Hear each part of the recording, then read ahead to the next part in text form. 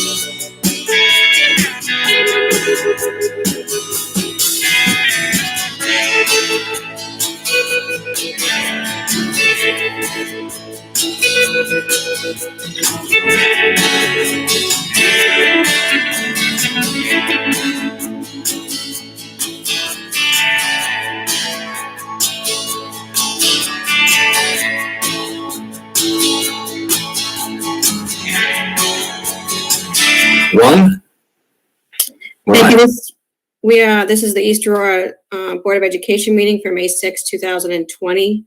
We are returning from executive session. We are in the public portion of our meeting now. I just remind folks that as a result of the COVID-19 pandemic and in accordance with the Executive Order 202.1, members of the public are not attending tonight's board meeting in person.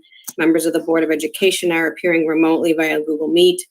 The meeting can be viewed on our live stream on our our eastaurora.schools.org website or via the link on our main district webpage. And the meeting is being recorded and will be transcribed at a later date. We did ask that visitor comments be emailed to our Board of Education email before 6:45, and those comments would be read during the course of the visitor comment section of the meeting. Jackie, I didn't get anything this evening. I had one in from the other day, a letter, but I didn't receive anything today. Is that correct? Give me a minute. That is correct. Thank you. As I said, we are returning from executive session where the Board of Education discussed the following matters: the collective bargaining negotiations with the East Aurora Faculty Association, the East Aurora Civil Service Personnel Association, and the East Aurora Administrators Association. Are there any, we had a posted agenda online. Mr. Russ, are there any agenda changes? No agenda changes. No agenda changes. And then we're on then to superintendent's comments. Okay. Yep. I just thought I'd do a few things during my comments. just give you an update on how things are going. Then I might ask some of the administrators to chime in to fill you in as well. Again, I think things are going as well as can be expected, even better. I've had a chance to start my department and grade level meetings, and I'm just getting a lot of positive feedback on the progress that they're making. We started off with a kind of a blended program of maintain and then transition to new material. Then just a little over 2 weeks ago, we moved to what we call phase 2. That was much more focused on, and at that time we didn't know we were going to be closed to the end of the school year. Now we do know that, but they were planning with that in mind. So everyone K through 12 worked on at each grade level or in each department the essential elements of their particular area and what materials were necessary to cover, because we knew we needed to. We can't teach everything. It's just not possible under these new conditions. So we just wanted to make sure that we were focusing on the most important elements of the different grade levels or departments. And they did a very, very nice job. We were required to submit a new education plan to the state. When this all started, we had 3 obligations. One was for education, one was for food service, and one was for childcare. And so the state required us to resubmit, and we did that earlier this week in accordance with the regulation. We haven't heard back, so I guess that's all set as well. Because they're not giving us approval, they're only unsubmitting those that they have questions about. Ours hasn't been unsubmitted, so I guess it has been accepted. So that's no news is good news. Yep, exactly. Right. No news is good news. And so, again, I think things are going really well. There's a lot of things that we've been trying to do to stay connected to our students and families outside of the educational program. Lots of videos. We did a parade at Parkdale, which was really great. Jessica did a great job on sending out a lot of correspondence around the importance of social distancing. And I have to report because I was part of the parade, and so I saw it kind of taking place. Our families were really respectful, and they kept their distance, and it was a really great morning for all of those families and for our staff as well. We had how many people showed up for that? We had 75 signed up, so maybe a little over that might have shown. Yeah. Yep. So they had to split it off. Matt took half of them in one direction, and Jess took half in another, and then they passed halfway through, and it was a really nice morning. And so I know the families really enjoyed it. Same thing at the middle school, recording a lot of silly videos that we're sharing on a weekly basis that I particularly enjoy, and I know our families enjoy them as well, and our students. And so we've done some things too about we cleared out lockers in the middle school, and we've done packet deliveries for educational programming K-8. That's happened over the last couple of weeks as well. And then at the high school, there's just, and I'll let Bill talk about this because he knows it better than anyone, just tons of planning in regard to all the activities that happen at the high school at the end of the year, all the awards assemblies and those types of things. We just, Bill, I don't know if you want to comment on like graduation and all that other good stuff.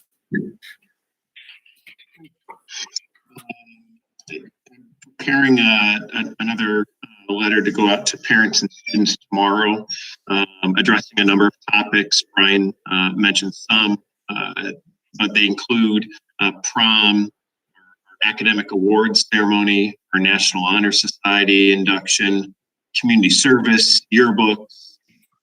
We do have sort of non-essential materials left in lockers that we need to clean out. Graduation, senior celebrations, and quite honestly, already looking at homecoming of 2020 as a point of celebration that we're planning some special things around. So we met, and maybe I met yesterday with our graduation planning committee, Mr. Crowell and myself, and approximately.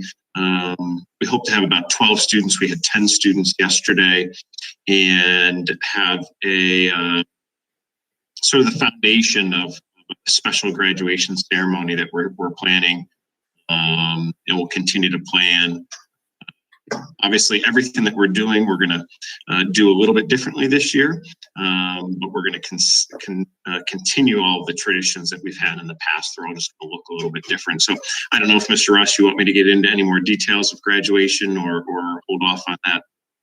I would maybe we should hold off until we solidify the details a little bit more. Are we, just a Sounds question around some of that stuff, are we obligated in any way to have plans approved by state ed or the governor's office, or like, I just want to make sure that whatever we're doing, we're not, violating any. We actually checked with Marnie to ask her with some ideas that we have, if it's in any way in violation of the executive orders of the governor, and so far so good. So Good, okay. she cleared us for the process that we're thinking about right now. Yeah. Perfect. Thank you. Yep. And and so the PTO has been really great. And well, I mean, in addition to the celebrations at the high school, there are also celebrations at Parkdale in the middle school. 4th grade moving up, 8th grade moving up day. So they're working on that as well. I don't know if Jess or Matt, if you want to say anything else about those days or any other things that you have planned in terms of recognitions. Jess, why don't you go first? I don't really have much to report. We don't do too many except the 4th grade moving up. We're brainstorming some ideas of ways to send them off to the middle school, but nothing solidified right now. Yeah. A lot of things that Jess does are things like on campus, like, there's a lot of end of the year parties and activities, but obviously none of those things can take place. But moving up, Recognize too that I certainly wouldn't expect for all of our folks to have plans solidified. The governor's order just came down on Friday, so yeah. I would hope that people are patient and recognizing that our administrators need to have time to process the sad news that we got Friday. Yeah, and that's it exactly. We are trying to work with, and I understand that this is a big loss for all of us. Like for our teachers, and as I meet with them and speak with them, and the principals and directors are as well. We see that they feel a sense of loss, but they're doing a great job maintaining just kind of an upbeat feeling and encouraging their students. But for the students and their families at all levels, again, it's a major adjustment, and we just trying exactly what you're saying, Mary Beth, is to ask them just to be as patient as they possibly can be, and know that we're going to have some really great activities to continue. They've done a lot of really great things at all of the buildings and in the departments, and we're going to continue to do that as we move through the next 6 or 8 weeks. Yeah. Right. Matt, you want to share? Sure. Yeah. So I'm working with the 5th grade teachers in developing like the 4th grade buddy day, 4th grade tours, 4th grade information night, or I should say 5th grade of the current 4th graders. So we have some ideas there. And to be honest, Amy Marklinger and Gary Terhune, a portion of the honors experience, some of the students, they're all working on their passion project. We are still doing a capstone and all those great things virtually that we'll share with you when the time comes. But one of their projects was to take a lead role in a school event. And there were many different options, and about 15 kids didn't have that opportunity because they were going to happen after March 16th. So we split them in half, and we have 7 8th grade students in the honors that are putting together videos that we're going to send out to the current 4th graders, our upcoming 5th graders, about the middle school. And we're hoping to do that the end of May. Just kind of like, it's all good. These are some of the highlights of the middle school, and we're going to work on over the summer and possibly in August. At that point, who knows if we'll be allowed to, but if we'll be allowed to have them come, and we'll do a special orientation day for the students and their parents as well. So we're working on that. And 8th grade moving up ceremony, the 8th grade teachers and myself met yesterday to talk about it. We also have our PTO has been incredible. As Brian said, they've been so involved and supportive. So I've been meeting with our PTO president every week, and we have really good ideas. And I think it's going to be really special, but obviously we're still in that planning stage of trying to figure some things out. But the ball is definitely rolling in the right direction. Thank Yeah, you. I'd like to thank the PTO for all the support that they provided. They're providing our workers with coffee and fruit and donuts. Those who are coming in to deliver the meals, they come every Tuesday and Friday with those supplies and do the setup. And they've come up with a way to like kind of package the donuts and stuff to keep it as safe as possible. And just very pleased with their support and not only is are they doing that, they're also offering a $25 gift certificate from the chamber, any member of the chamber, each week for Parkdale and middle school and high school, for students who send in pictures around a certain theme. Last week it was teacher appreciation. They also sent all the staff members, all the teachers, support staff, administrators, secretaries. They sent everybody a $5 gift card to one of the local coffee shops. So they've just done a lot to support us across the board. And they have some really cool ideas like Matt was just speaking of, and also a few surprises at our high school as we approach graduation. So it's gone very, very well. I'm just really grateful. They're working really hard, and they're busy too because they all have kids, and it's a busy time for them. It's impressive, though, I have to say. Yeah, no, it really is. It's great. So I think things are going well. Again, we're working every day to maximize the participation, and I have to see that the people who are they're monitoring very closely those students who are struggling to stay engaged, and so it's a very small number. It's very interesting. Somebody today told me out of their 120 students, there's like three or four that they're concerned about, that all the rest are regularly participating and actively participating in class. There are some ongoing challenges, as Jerome will know, and he's starting all the annual reviews. So we had to delay the annual review. So now we have to go through all 353 annual reviews. So his schedule is pretty full. Now in the end of June? Yeah, Jerome. Yeah. So it's a very hectic schedule because we were hoping that we could do something more remote, like less involved, but that didn't really work. So let's just say he's busy. And so there's a lot of meetings happening. And of course, our psychologists help us out with that as well. And I have to say, another piece that I'm going to be sending out, we noticed that our student that receives services through our counseling departments on a regular basis are continuing to have those meetings with our counselors and psychologists and social worker on a weekly or on their scheduled basis. And so we've also realized that you need to expand that and those resources to all of our families, because as we continue to go through this, as I said earlier, it is having negative impacts on other people, not only our students, but our families as well. And so they're broadening their net, and I'm going to be sending out resources that Sal and Christina 25 helped me to pull together a resource list that I'll be sharing at the end of the week with our families, K-12.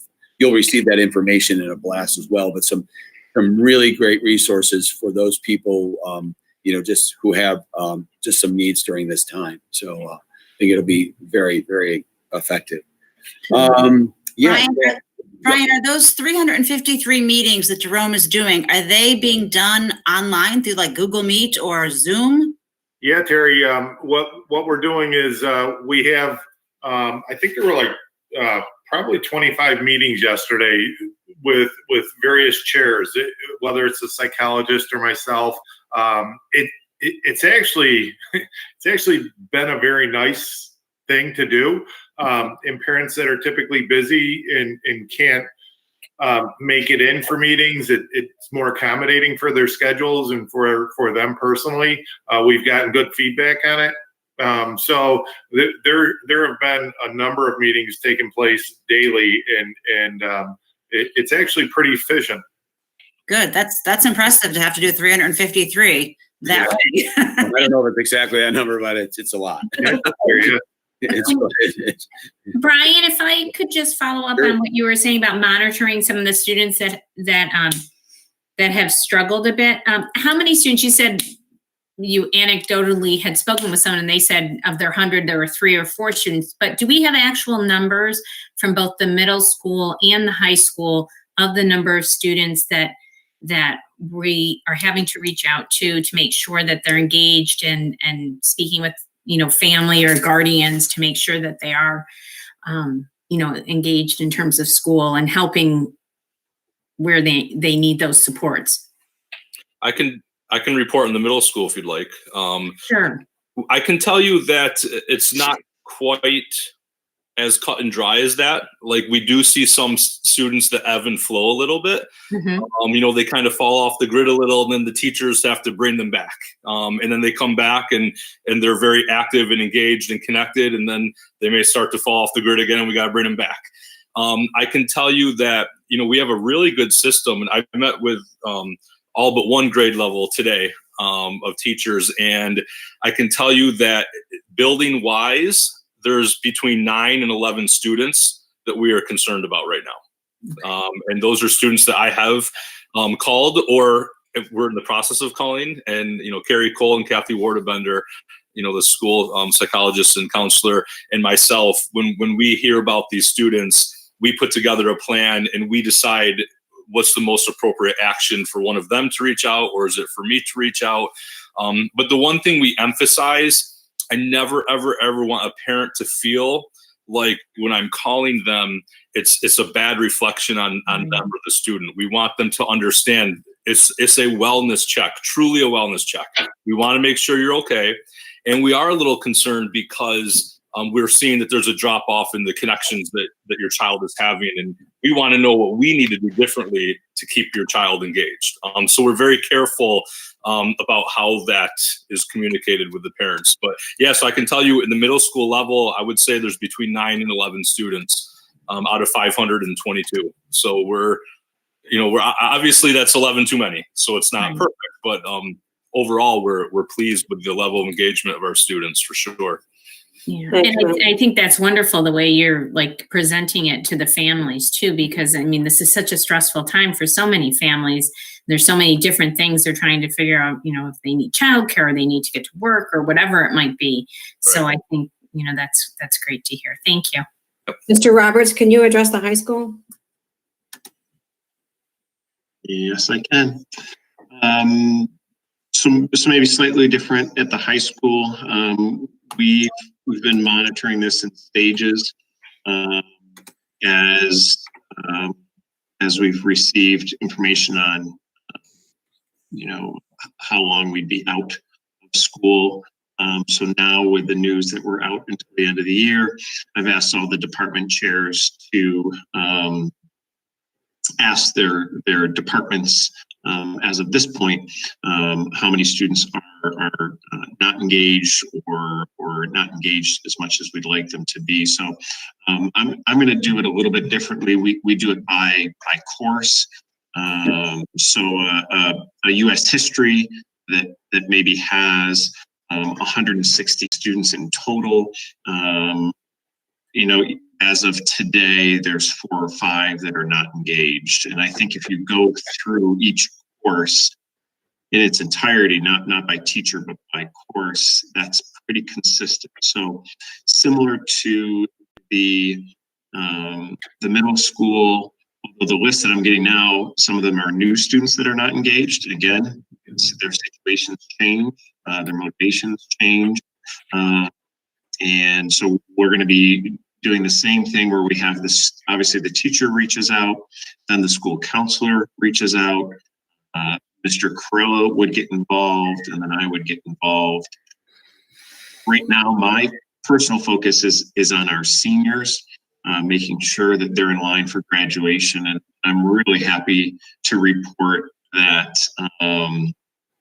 that I have far fewer seniors that I'm concerned about this year than I've had in recent memory, quite honestly. So our students are working hard, and it's a team effort, and we just keep working at it, and we're going to be doing the same thing up until that last day of school. I think it's just sort of the nature of the situation right now. Thank you. Yeah, thanks, Bill. Thank You you. know, and I have met with our new teachers recently, and a group of special area teachers from the high school, a couple of levels at the middle school, and I'm going to continue. I'm continuing to meet with them, several like groups a week, and the report is basically that you know it's interesting that one of the new teachers was reporting to me. And was just really conscientious, and the idea that he's teaching an advanced level course that they can receive college credit for. And he goes, "Oh, I'm so worried. I'm so worried." And I said, "Well, how are they doing?" And he goes, "Well, they all have A's." And I said, "Well, I think you're doing okay then. You know, I guess you don't have to really worry. If they all have A's and we got about 1 week left, I think they're going to do all right. I think they're going to make it out." But I think that what that speaks to is just the level of attention that they give to exactly what you're speaking of. It kind of ebbs and flows. You know, there's a certain group of students that, you know, because of certain circumstances that they're facing, do have trouble from time to time engaging. And I think the teachers, along with, like Bill was saying, the counselors, and of course, Bill and Sal, you know, they're doing a great job reaching out to those families and trying to just kind of reconnect. And so I think they're all very focused on that because, you know, they express that as a concern for me, that there's these few kids that they continue to work with. So I think it's going as well as expected. And, you know, I've had some other information brought to me from other schools where we're facing considerably more, it's more complicated, and their numbers are more in the 10 to 20% where we're having a disengagement issue. And that's certainly not the case for us in general. Thanks, Brian. Sure. So you had more in superintendent's comments. I assume like you were Yeah, going to. just a couple more comments. I just wanted to talk about, you know, like in my superintendent's group, we were talking about tuition, and you know how we have some students that pay tuition to come here, and of course the ones who are enrolled. And I don't know if maybe somebody can help. We don't have many. It does ebb and flow. Sometimes we have a few and sometimes we have none. But I was going to just kind of ask the board about maybe discontinuing that for the upcoming year because there's so much uncertainty about class size, the structure of what our classes will look like. I mean, the people who are currently enrolled, I would say, of course, they can stay and continue to move on to the next grade level. But I would just like to suggest that maybe for next year, and I don't even know if we would have anybody applying, that we may want to just hold off on that, or maybe see what it looks like. But there's so many pieces that are up in the air right now. I thought that was just one thing that we could kind of address because it did come up as a topic for discussion with my group.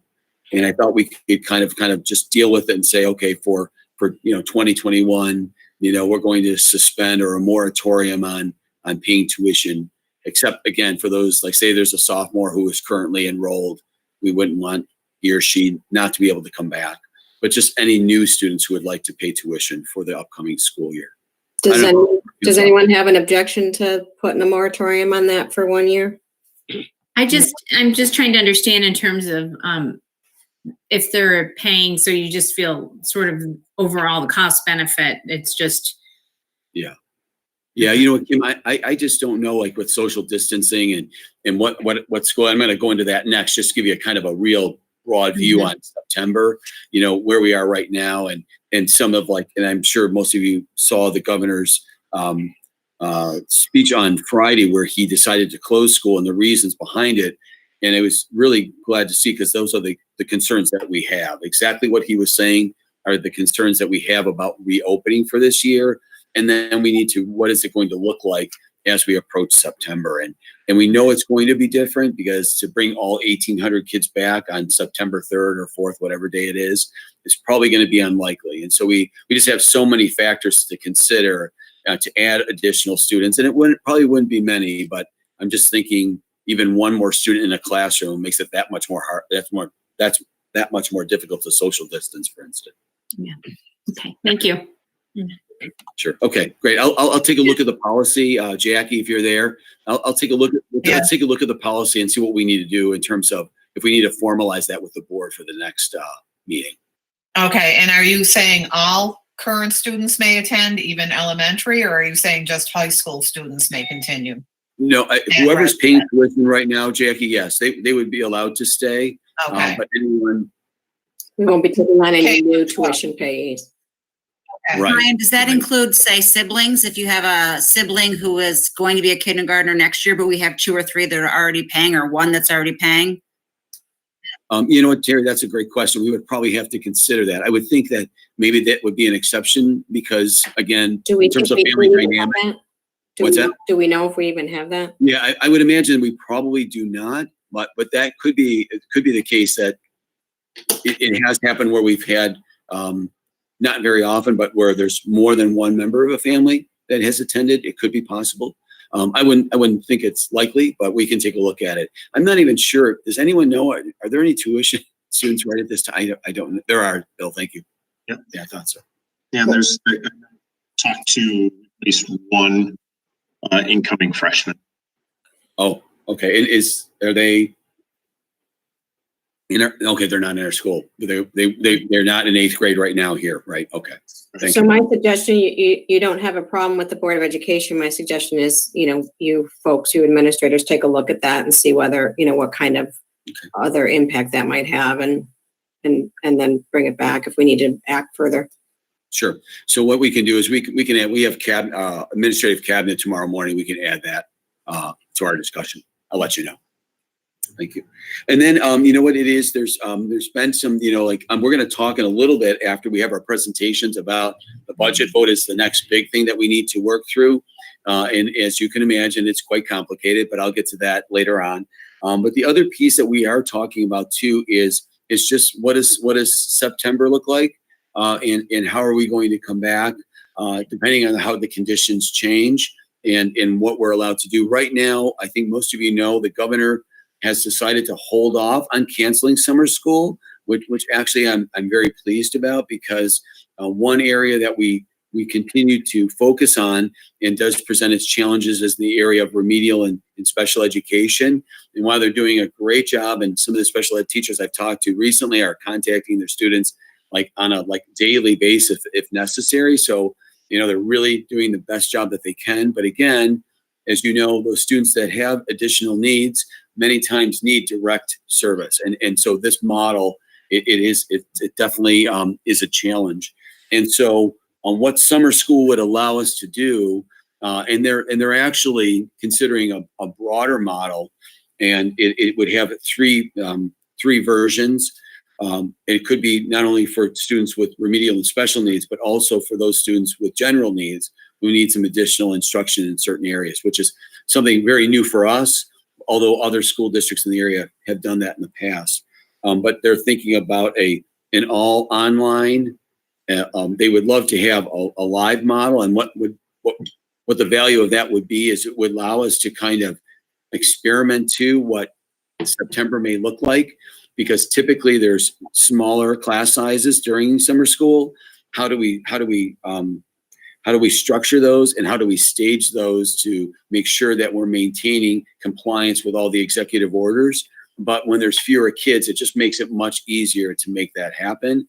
And so that would be, I think, the ideal situation. And then they're talking about a hybrid model where the kids come to school and they are online, or if the governor does not allow us to come back at all, then they'll do summer school online as we're doing general instruction right now. So the summer school programs, we've offered it for years. And so for those students with additional needs, it would allow us to provide some compensatory services if the teachers have indeed decided that this child or this child have fallen behind over the last 12 weeks of school. And so I'm hopeful that we'll be able to make some of that up over the summer. Did the governor indicate when that decision on summer school might be made, Brian? I thought it was. He was saying May 31st. Yeah. Yeah. Jerome, any comments on that at all? No, I just was curious how long he was going to take to make that decision.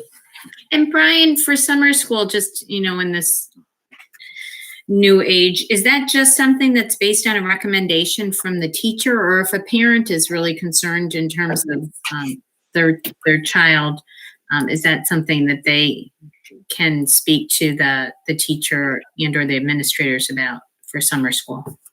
In general, Kim, in the past, and Jerome and principals, correct me if I'm misspeaking, basically if there was a need determined through the year or through the CSE, special summer school services were provided. Typically, and Bill, again, I know we've done things a little differently, but like for general ed, we do not offer like summer school. Some of our kids who need those services attend other school districts that offer a full program. Now, again, Kim, if a parent would reach out to us and say, hey, my child has really been struggling, I think they're falling behind. Of course, the principals are going to give that special consideration. And maybe even in the general ed area, we would be able to connect them, because there's districts in our area that are willing to participate with BOCES to create programs for general ed students as well. So I think it's going to be a little different, and especially for those students, again, with remedial special needs, we're going to make sure that we accommodate them to the greatest, as much as we possibly can. Brian, just a quick question regarding that. Several years ago, when we had budgetary issues and constraints, we unfortunately had to eliminate the summer school for general education students. I know the special ed summer school has continued year after year, but there's a cost associated with the general education summer school. So if the governor indeed indicates that we will move forward, and from your comments, it sounds as though there are already some plans associated with doing a summer school for general education students, how is the money budgeted for that? Dan, I guess we're just going to have to wait and see in terms of what the actual needs are.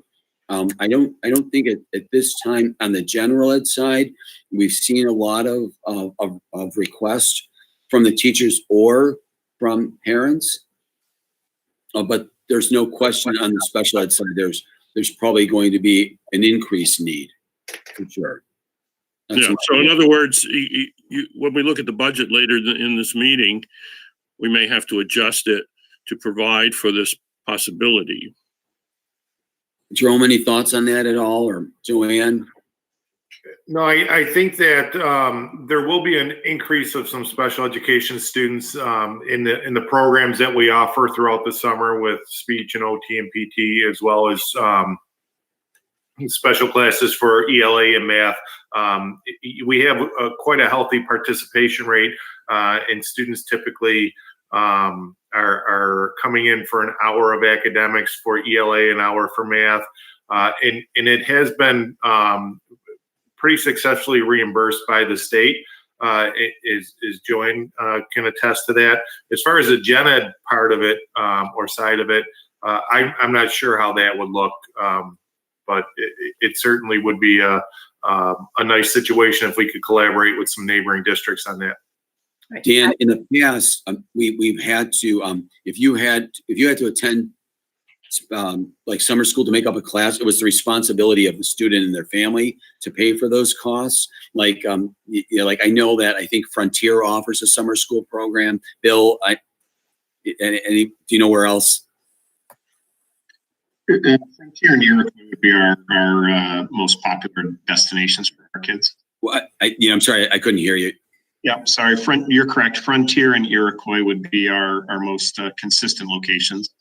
And Dan, if we say, for instance, if we see some students in the high school that we deem because of the situation, we need to provide them, then we would need to make, I guess, special arrangements for that. I would imagine it's going to be a very, if at all, it'll be a very small number. Yeah, and I wasn't talking about high school students who needed to repeat a course or who needed to that kind of support.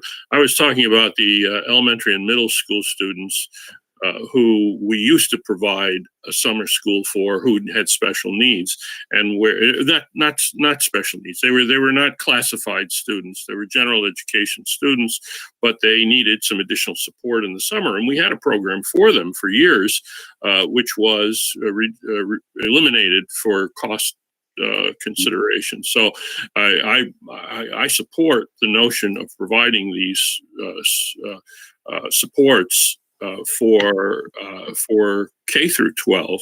I just think we need to budget appropriately for it so that we don't end up with a cost that's unanticipated. Mm-hmm. No, absolutely. Yeah.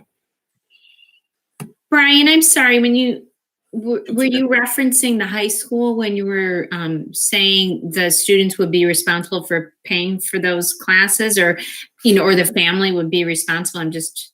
Yeah, Kim, in the past, like if a student needed to take a course, it was their responsibility if they weren't successful. So the family would pay if they decide to take it, as opposed to maybe taking it the next year in school. Now, I guess it would be if the teachers determine that a student, because of the circumstances, Right. needs additional help, then we would need to provide some support for that. So it's a little different. Right. My feeling from what I've heard is that it's probably unlikely, but there could be some circumstances between now and the end of the year that they make some determination that this child really should get some additional assistance in this particular subject because of these reasons. And then we would need to make the necessary arrangements with Eric. And Iroquois, again, is one of the schools that is considering volunteering for a gen ed summer school program. I would imagine Frontier would do the same. And when you say gen ed, would that be K through 12 then, or just for high school? That I don't know, Kim. I'm assuming from what Doug Schofield was saying, we were talking about high school subjects at that time. But I would imagine we would have to look into the elementary K through 8 part of it. Okay, thank you. Sure. So I'm hoping that summer school piece works out, and because it'll provide some additional assistance to, I think, some students who really need it, and also give us an opportunity, like I said, to kind of bring students back slowly and figure out how we can maintain all the requirements of the executive orders as we prepare for September. And so some of the conversations around what that looks like are honestly just in the very initial stages. I think some of you know that the governor has reached out to Bill Gates, who is going to be working with him and is going to be looking for a team of educators to say reimagining education. So what does that mean?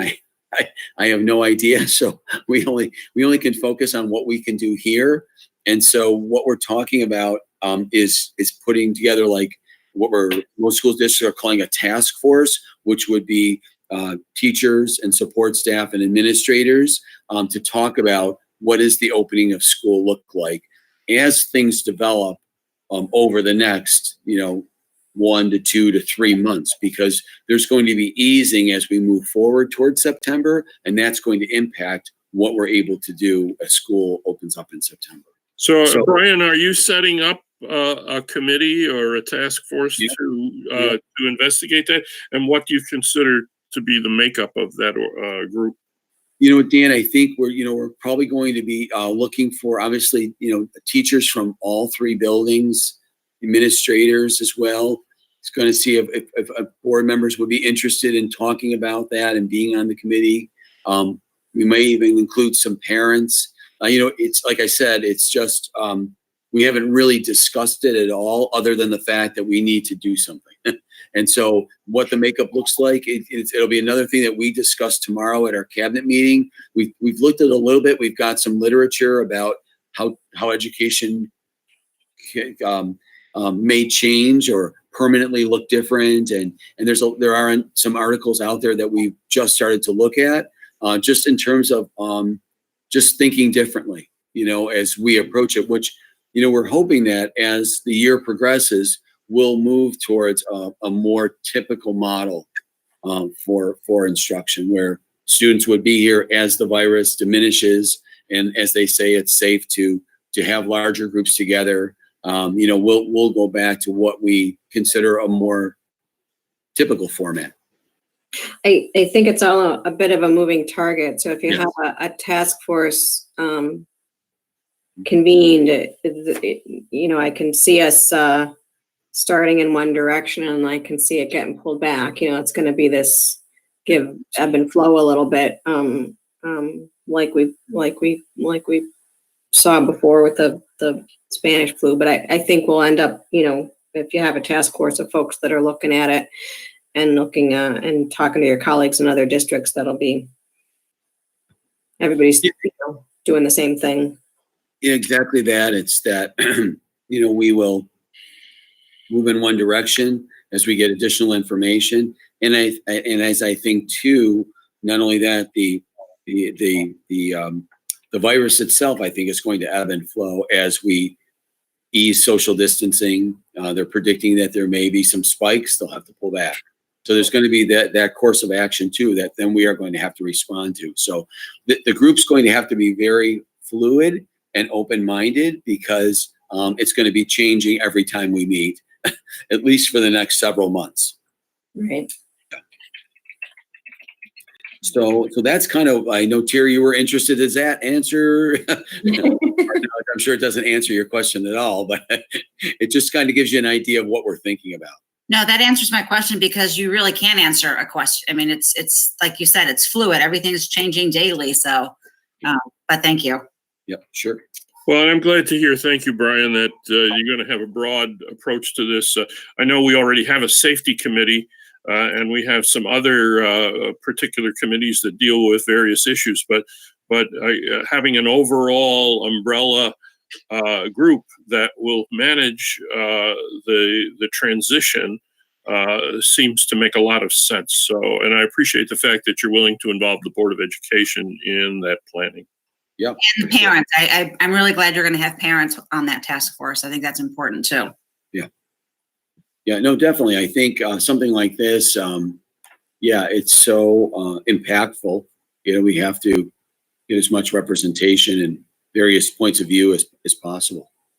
Just probably the only recommendation I always have is make sure you got all the buildings covered. Yes. Your membership involves, folks from each of those, Parkdale Middle School and the high school, because Sure. they all operate a little differently. Yeah.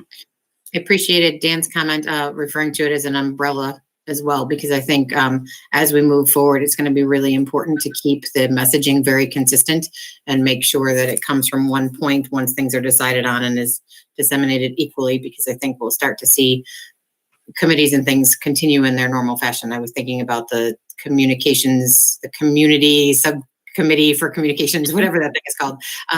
But as we get into things like that, it'll be very important that the messages that we're relaying in those meetings are the same that are coming out of the umbrella. Very good. Yeah. Thank you. Anything else? No, do you have anything else? I'm still on superintendent's comments. Yeah. Nope. That's about it. Sorry. All right. Mary Beth, could I just ask one quick question about something Brian said earlier on, which was that third prong with the childcare? Have we had any people approach the district with respect to that, or how has that played out? We haven't really heard. We've had only one person who was having difficulty finding childcare, and so as we were working through them, we recommended the Y in Orchard Park. And we called her back, and that's where she actually called, and she got placed there. So it worked out fine. Great. Excellent. Thank you. Sure. All right. We are moving on to board presidents and board members' comments and committee reports. I just have a couple of things this evening. We did have a budget finance committee meeting earlier this week, and that you'll hear about during the budget discussion. I also forgot to mention last time, I know that ECASB's president, Mr. Lowry, had come to a board meeting back in, it seems so long ago. He attended the meeting on Wednesday, March 11th, I believe. And he sent a letter to me after that. I wasn't able to be at the meeting that he attended. I was out away on business, but he did send a letter and saying that he, found the information on our website very easy and accessible. And he believes we are the first district he visited that had available on the website our board meeting digests. And when he shares information about best practices through all of his other district board meetings, he's going to be sure to mention that. So kudos to us for putting our meeting digests on our website. But he also said he was impressed. He found a hand sanitizing station at the meeting when he came, and he was impressed by that. And thought our snacks and cookies and things that were out were a nice touch. I will send a copy of the letter on to everybody. There's a whole lot in there, but overall he thought it was a great dialogue at the board meeting that he attended. Like, there were budget notebooks for every board member, and he wished us well. It was it seems a long time ago, March 25th, but I think that was our last actual in-person meeting, wasn't it? Yes, it was. It was our last one, I remember. Yeah, it was. I remember someone coughing in the back row, and I started to panic. Oh, no. So, and then Jackie did forward on to you all as part of our package that we got for tonight's meeting, a letter from Paul Spahn, who's the president of the East Aurora Hockey Boosters. He didn't ask that we read the letter aloud, but I just wanted to thank him for sending in the letter, for recognizing the strange times that we're in. And he expressed some hope that as we move forward into next year, that things can be different. And he's, expressed thanks and recognition for the hard work the district has done during this time and moving forward, So other than that, I don't have any comments. Jessica Armbruster, anything for this evening? Nothing new this evening. All right, I'm visualizing the table in my head, so I don't mean to go in any particular order. Don't take anything by it. Mrs. O'Weiler? Yes, just two things. I wanted to say thank you to Jessica Lyons and anyone else who's involved with the Parkdale Parade. I had so many people comment how incredible it was and how the kids really, really were so excited to see their teachers and people they knew in the cars around town. So thank you for doing that. And secondly, I just wanted to publicly thank Pete Mercurio and Jennifer Izzo, and I'm not sure who else, who are involved with the signs for the seniors that are around town. For a group of kids who feel like they've lost so much, to have signs in front of their house saying that they're a senior, any recognition that they're getting is incredible. But I was told that it was Pete and Jennifer that organized that. Pete purchased them, and then I think it was the Izzos who the kids picked them up at their house on a certain assigned day, and they had their masks on and they had a banner and they took pictures underneath the banner with their signs. So I think it was a really great thing for them to do. So thank you to them. Mr. Seghetti? No comment. Thank you. Judy Malice? Just a couple things. Thank you, Jess, for taking the time to put together that parade. My grandkids thought it was terrific, and I did too, by the way. I'm also grateful that you're really considering the mental health issue, because it is huge, and people are suffering. I have continued to volunteer at Fish, and we are seeing twice the number of clients that we had been seeing. So the need out there is not only just for food shortages, but it's also mental health issues, and it's huge. I'm just grateful that they're doing that, and grateful that they're thinking about summer school. I'd already brought that up to Brian and thought it was going to be important that we consider that, so that kids don't regress too much, especially the special ed kids. And last week was this week, I guess, that we're in, is Teacher Appreciation Week. And I hope they are hearing and knowing how much we love them and appreciate them and how much our kids miss them. There is not a day that goes by that I don't hear one of my grandkids say, gosh, I miss school. And I miss my friends. I miss my teacher. And I think it's just so important that they know that they are appreciated and missed. And we can't wait to get back and just be part of the routine. Kids need routine. They love structure and routine, and they truly do need it, even teenagers. And I think that's important that we realize that and we remember that mental health issue and that we address it and we continue to do so. And I'm just grateful that you're doing that. Thank you. Thanks, Judy. Kim Daniel? I'm all set. Thank you. All right. And Mr. Brunson? Just a brief statement regarding the food service program. There have been some stories in the news recently about the hundreds of thousands of meals that children have missed as a result of their schools being closed around the entire country. And there have been some messages from celebrities to Congress about this issue. We've also seen pictures of farmers dumping milk by the thousands of gallons because, again, the main source of market for that product is through the schools. And so I am just so proud of all of our people on the administrative staff and the teacher aides and the bus drivers and the volunteer teachers and others who've made our district shine as one that makes sure that none of our children are missing a meal. So thank you very much. Thank you, Dan. Welcome. We are now moving on to administrators' comments. I'm gonna, I'll go down the line as I see it on my head. Jessica Lyons, anything more from Parkdale?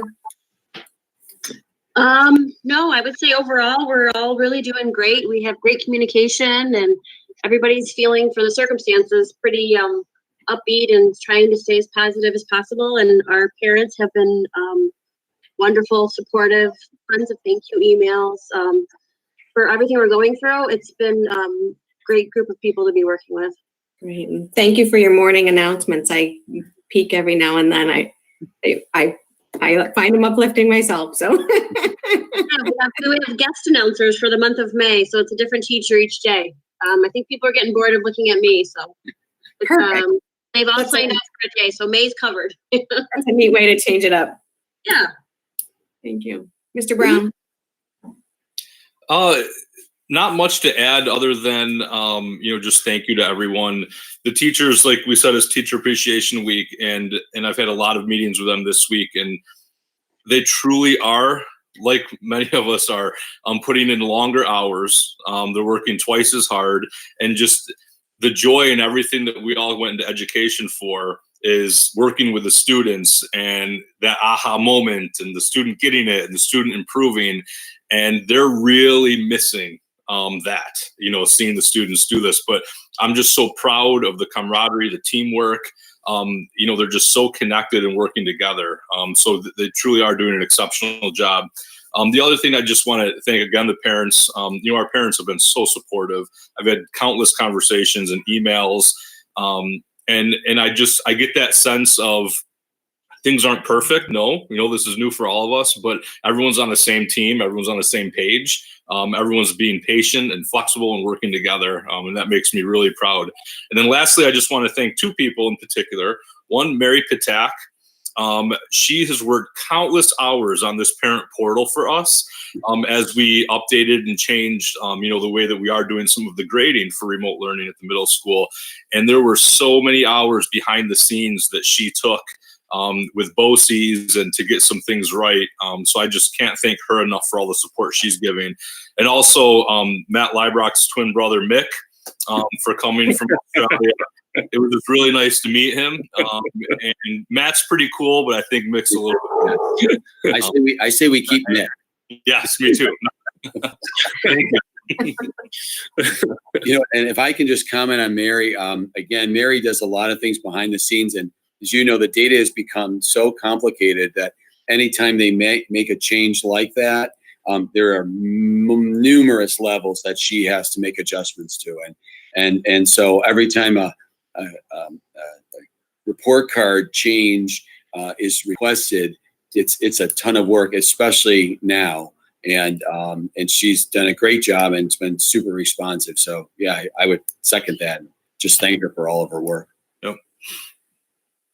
Thank you. Nick too. Mr. Librock. Good day, everyone. Thank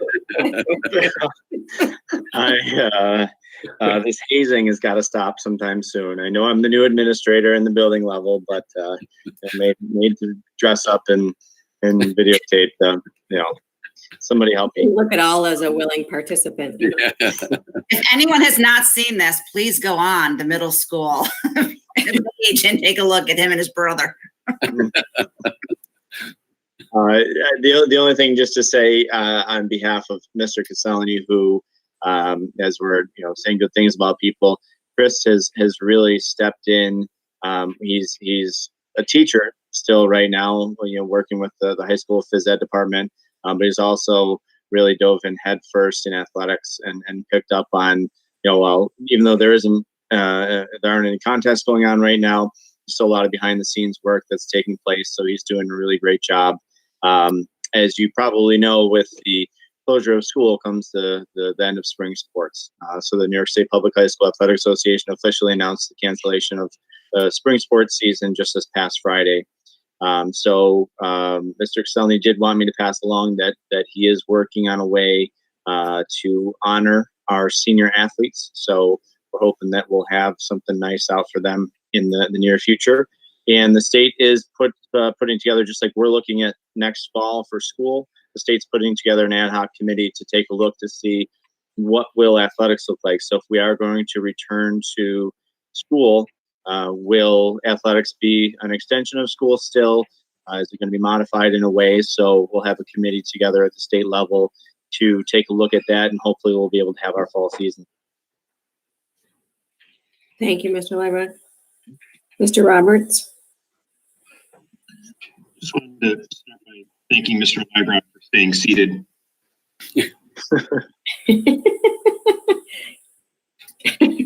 Love you. I just wanted to take a moment.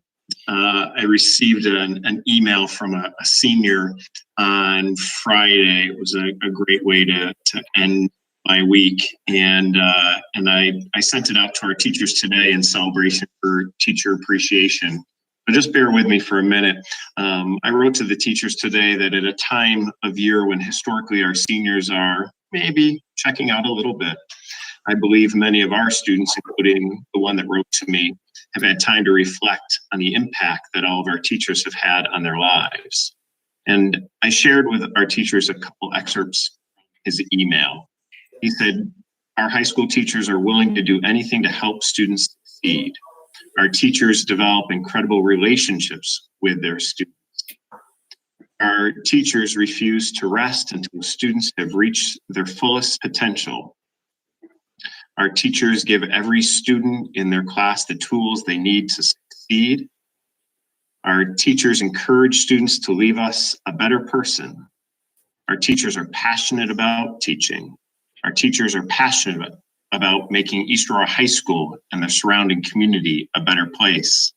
And our teachers are kind and sincere and treat students with respect." And he ended his letter to me with, "I am confident that I will remember my teachers for how they shaped me into the person I am and helped me to get where I want to be." He said his only complaint about East Aurora High School is that the Powder Puff game this past year was rigged against his team. And he says he's a proud member of the East Aurora High School class of 2020.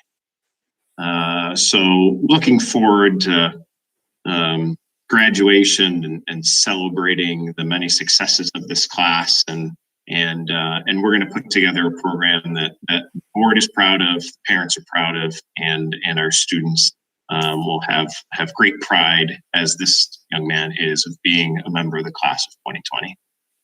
Thank you, Mr. Roberts. Nice sentiment from him. Mr. Corella? Nothing to update other than, it was just exciting to see all the students. It was yesterday, Bill, I believe, on the graduation committee, just to see their faces and kind of start that process of what graduation and how we're going to recognize some of the seniors. So just busy, looking and turning our attention to now looking at what we're going to do for the end of the year planning, and then excited to collaborate with the students and get them involved in that process again. So Thank you. thank you. Mr. Polakowitz? All right, Nothing further. Thank you. Mr. Mambretti? I'm just happy to be here. Okay, thank you. And Ms. Joanne George? I'll have mine during the financial. Thank you very much. Mr. Clements? Just want to thank Mr. Brown and Mr. Russ for their kind comments about Mary. She really is just an absolute rock. This whole team has been under a different sort of strain over these last few weeks, and a lot of grace, poise, class, knowledge. I can't say enough good things. I'm so proud of my group, and thank you for recognizing Mary's contributions. Thank you. If I could just comment on that very quickly, I would say the whole crew, because obviously, most of this is being done technologically, and Rich and Dennis and the whole crew have really done a great job supporting our students, but also supporting their families, because it's a challenge on multiple levels, and it's really gone very, very well. I mean, we have Chromebooks out now for students in grades 1 through 12, and even some of our kindergarten families have requested Chromebooks as well, and so pretty much every one of them has been delivered, and it's just gone incredibly well, and very few glitches along the way, and Rich's team is super responsive, especially when parents are struggling at home. They're there to provide them with support. The tech help system is working well. It's just gone very, very well. So thanks, Rich, to you and team. I don't know that anyone was thinking about needing them in this kind of scenario, but it really was fortuitous to have us move in that direction. And I think we really were a step ahead of other districts in terms of being able to implement that instructional model when every student had those Chromebooks, issued in the fall. Mm-hmm. Yes. Yeah. Great time, Rich. Mr. Wicks? Just really happy to be here. Again, we're forging ahead. Again, last year was we got cut a little short, so with the construction project, so things are going along very well. And unfortunately, now that the year has taken the turn that it has, it opens things up a little more for us. So we're going to take on some more projects and kind of start the summer a little early. Yeah. All right. And they put the sidewalks in the middle school, and they look great. Yeah, the sidewalks look great. The windows are done, almost done, on the 3rd floor, and we're looking ahead to the next project. So is there anything left in this current project that is not done then? Well, the project we're speaking of was the capital outlay project. Okay. Okay. The last capital project, we are working on punch list stuff yet. A little bit more. They're just about wrapping up. Couple loose ends yet. But the windows in the high school are almost done. The windows in the high school are done. The Okay. windows in the middle school for the capital outlay project were completed this week. Okay, I was thinking the high school one, so they're done. The high school windows are done. Good. That all those parts are done. Again, couple punch list items, wrapping it up. That's it. So are we on track, Joanne, to submit the final reports for state aid purposes based on the deadline of June 30th, I thought it was. Yes, we have been emailing tons of documentation to Rick Gansey to start working on the final cost reports. Our goal is to try to have them completed and signed by the first week of June, so that we can get them into the state in case they have any questions. That's great. It's really important that we do everything we can to prevent our aid from being delayed. I agree. Thank you. All right. Thank you all. This is the time for visitors' comments. As we indicated, we didn't have anything sent in for this evening. We're now moving on to reports and discussion items. Joanne George, you're up for the treasurers and budget status reports. Yes, I want to compliment my staff. They're doing a fabulous job keeping up with everything, and with the difficulty of working from home and running into the office to complete things, once or twice a week individually. They're doing a fabulous job. Our financial reports this month are as of the end of March. Our general fund had approximately $12.8 million, which coincides with our cash flow. I believe that was emailed to you. It was. We had spent approximately 64% of our budget as of the end of March, and we had received about 92%, which is a good thing. Our school lunch fund, as of the end of March, revenues were exceeding expenditures by about $3,500, another good thing. Our federal fund, money is starting to flow. Our treasurer, Julie, was working on the federal funds this past week, and she was submitting for drawdowns of additional money. And the capital fund, as we just talked about, is coming to an end. And everything's starting to flow through, which is all good news. Joanne, regarding revenues, my recollection is that we have a final sales tax payment due to the district in June. When will we have an idea of what sort of shortfall there's going to be in that revenue source for the 1920 school year? In normal years, I don't receive that payment until June 30th, and they give us no clue of what that payment's going to be until we receive it. All right, so there's no way of knowing the effect on our fund balance until the year is already over. Correct. The county has sent out several scenarios, if it's this, if it's that, but nothing definitive. Thank you. Anyone else have questions on that portion? Thank you, Joanne. You're welcome. So we are moving on to item B, which is draft 6 of the 2020-21 preliminary budget. All right. Is there any objection to taking a 2-minute recess here and coming back in 2 minutes? No objection. Everybody, please take your keys with you. Thank you. What you can all do is, if you want, definitely mute your microphone, and if you want to mute your camera as well, both of those buttons are on the bottom of your screen.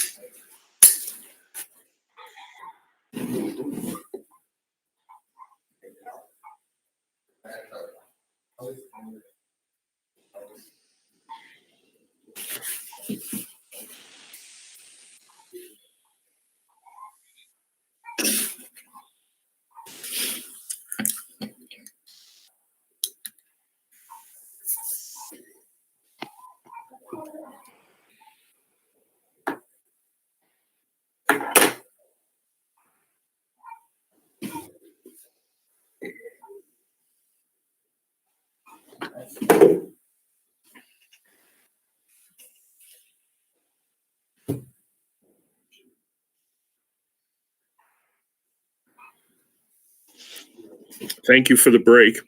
Yeah, we're just waiting for everyone to get back. And then Brian will do the budget presentation.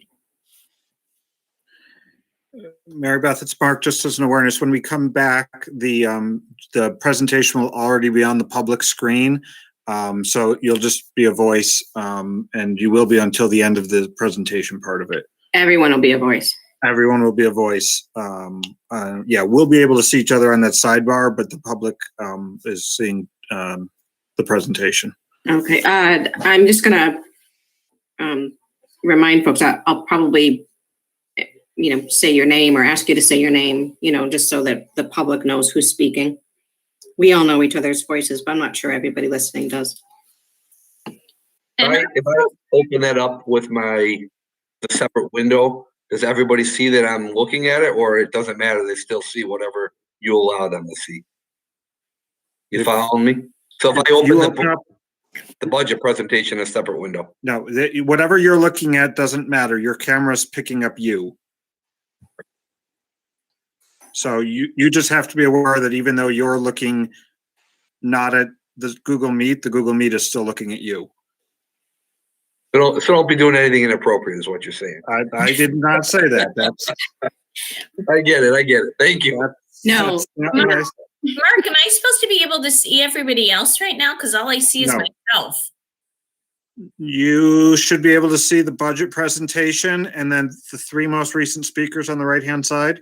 What the heck? All I see is myself. Okay. And you may have pinned you. Just click on the picture of you again, and it should release it. Ah, that's what I did. I'm like, why am I looking at myself? Yes. Ah, thank you, Jess. I'm like, I have no idea what I did. That's what I did. And is Brian back? Yes, I'm back. All right. Yeah, we should be, I believe we're good here. We have the board back, right? Yeah, let's see. I think so. Okay, I think you can go, Brian. Go ahead. Okay. Yep. All right. So here we are for the next draft of the budget. Normally at this point, we'd be having a proposed budget for the board, and we would have today, and you'll see that we have a balanced budget, but there's a number of factors that are still in play, and we'll talk about those a little later in the presentation. So why don't we get started? All right, hang on. Hang on one second. We'll get to your next. Hang on.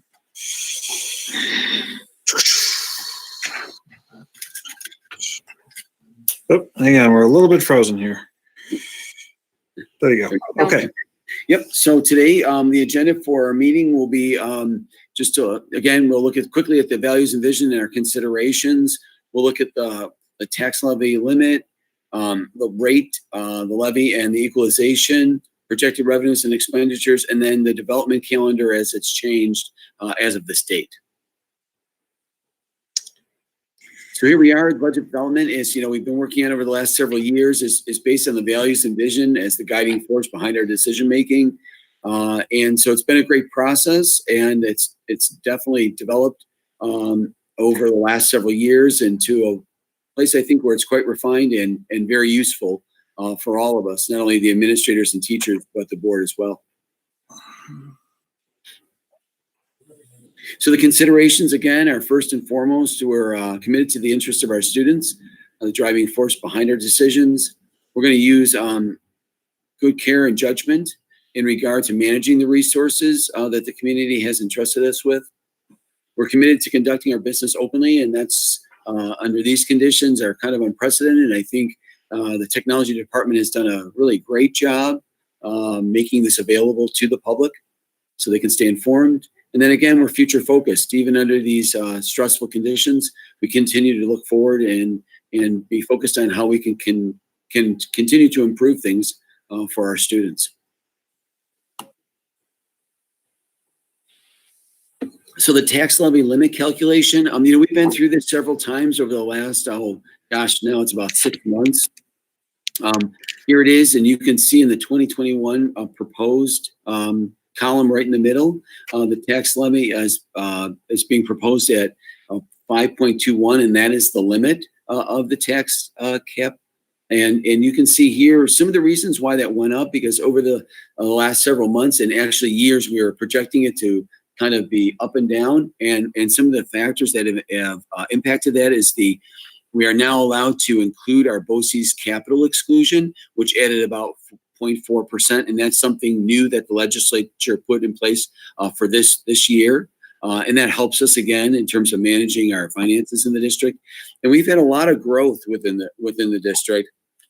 And it's just under 1% increase, which again equals about $521 of additional finances to be raised through the levy. And so, you can see it throughout the community, and it's had a positive impact on us. Again, here we are. We've had some projections in the past, like in 18-19, we thought it was going to come in around 7.23%. Last year, we said it would be 4.75%. And like I said in the last slide, we kind of ended up closer to the latter at about 5.21. And here's here's some of the unknowns that we continue to deal with. And we've been through these slides again in the past. The equalization it can't be determined at this time. Joanne needs to wait till additional information comes from the state. But what we're very pleased with is the projected rate is coming in at 4.15%, below the levy estimate of 5.21%.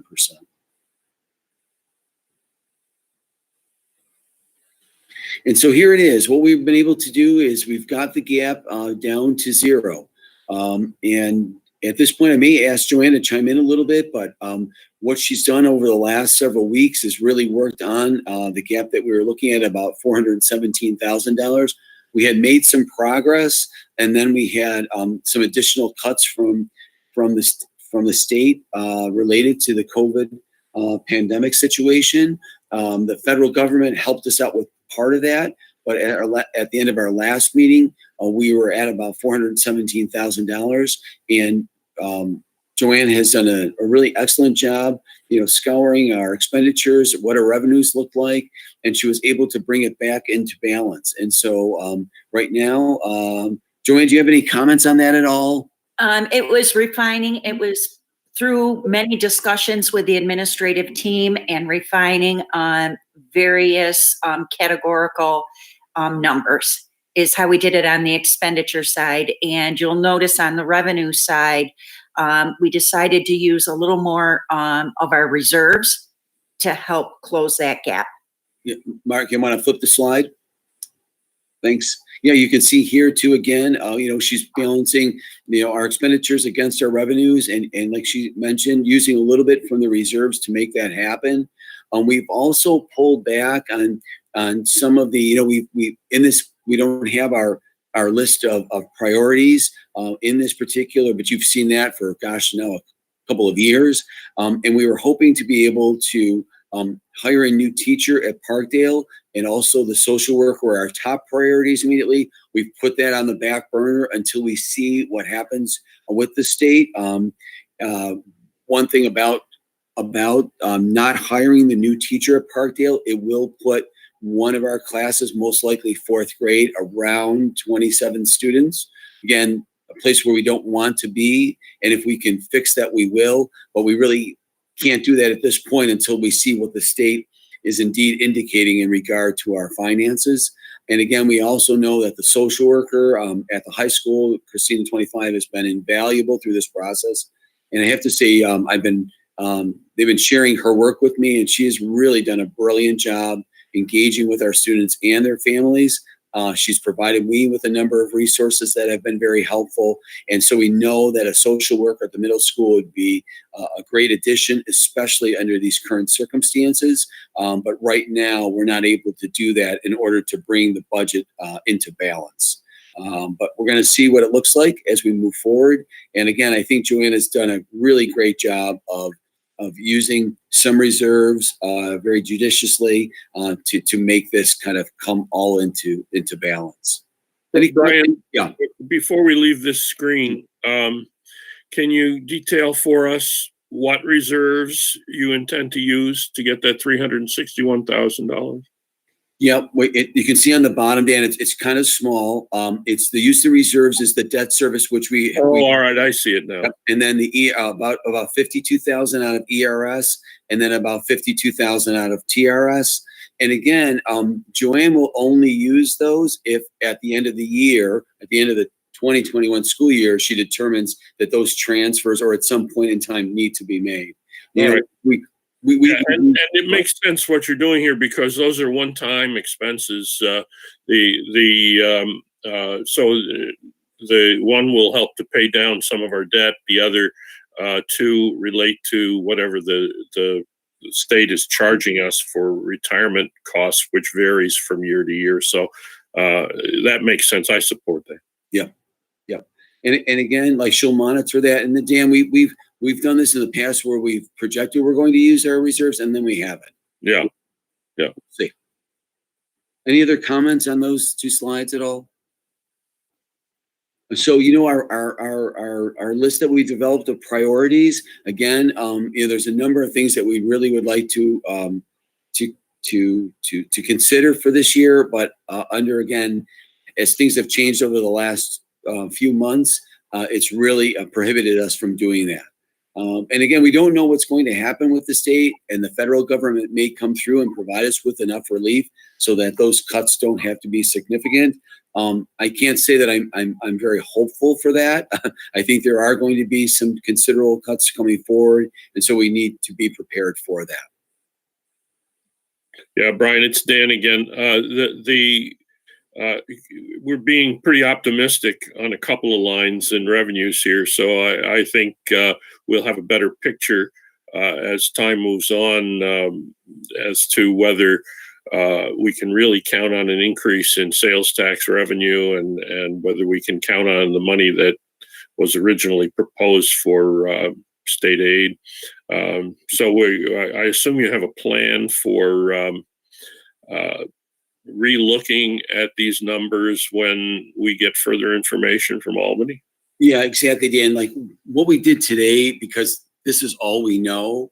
And so until we may have to, depending on what the governor does, we may have to just move forward with this because there's going to be a point in time where we can't wait any longer for him to make a decision. Yeah. We're hoping that he does because for all of us, we rather know now. And like you're saying, this sales tax looked like it was coming in right where it was projected until this happened.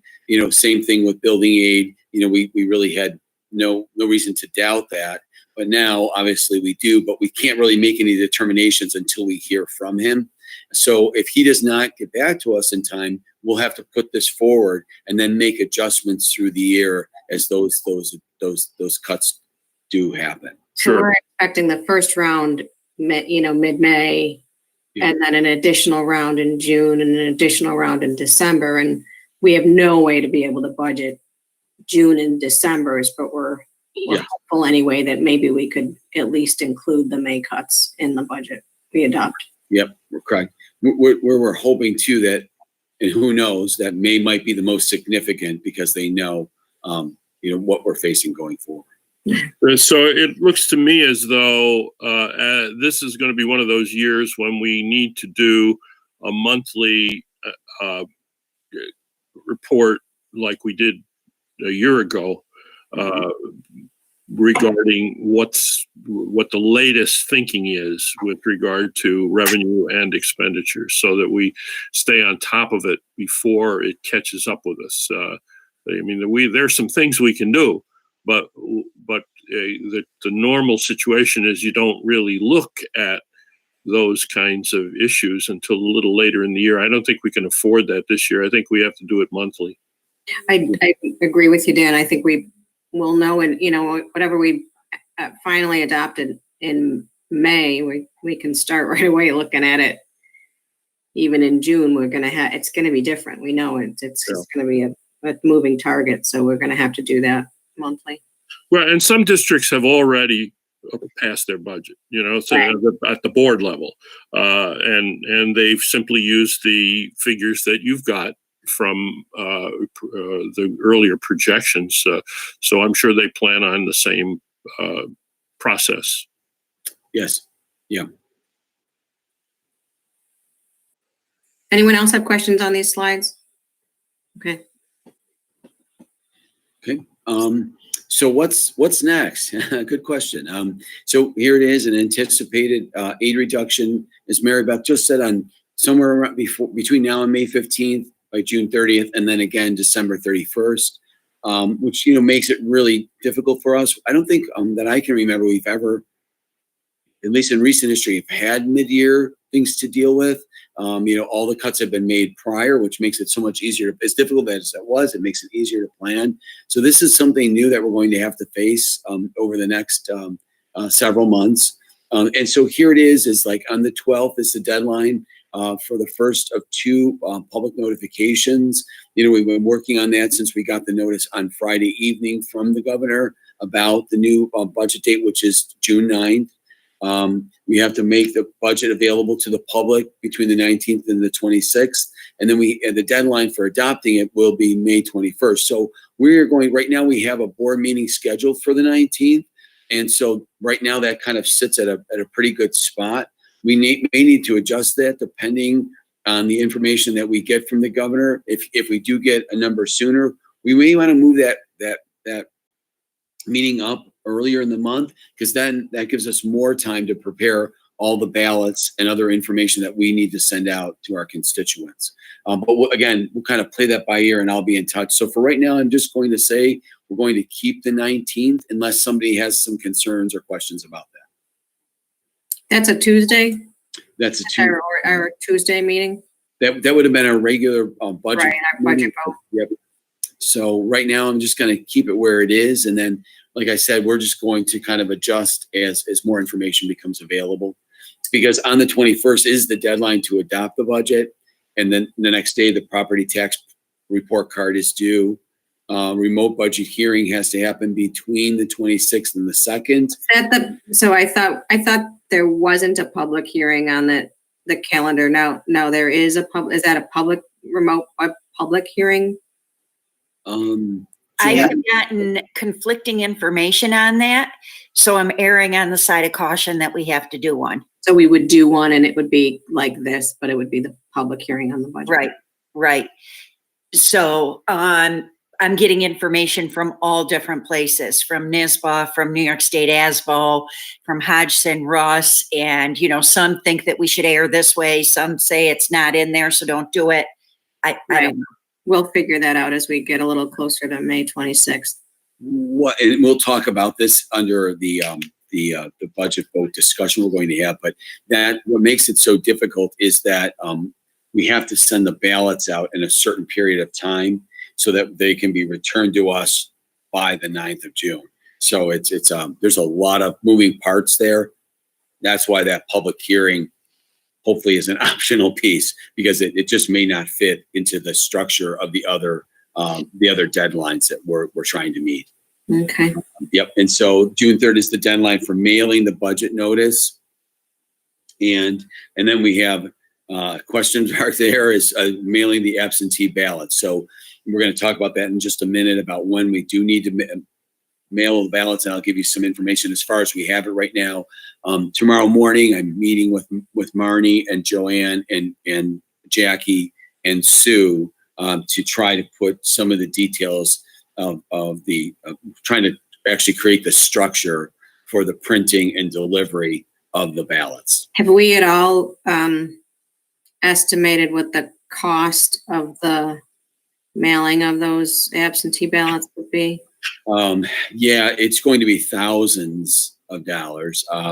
We're trying to figure out, because again, we keep getting like kind of conflicting information. And the last piece that I got today is that we want to try to send the ballot as an unfolded piece. Therefore, we'll need to use large envelopes, and that process makes it even that much more difficult. But what it will do is will allow us to feed them into a machine to be counted when they are returned.